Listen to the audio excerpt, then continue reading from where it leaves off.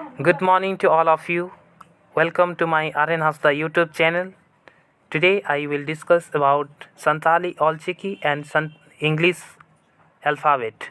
So friends, you can see here the left side Santali Olchiki and right side is Santali Olchiki and translate to English alphabet.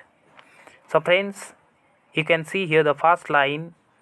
First letter is O, that is used in English alphabet O, which is used in Santali language O, that is used in English alphabet O, which is used in Santali language O, that is used in English alphabet T, which is used in Santali language Og, that is used in English alphabet G, which is used in which is used in Santali language Ong, that is used in English language Ong, O-N-G Ong, which is used in Santali language All, that is used in English alphabet L. So friends, how do you feel my video?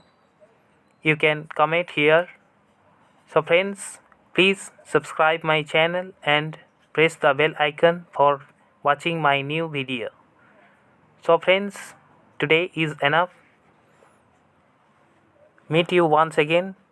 So goodbye, good day.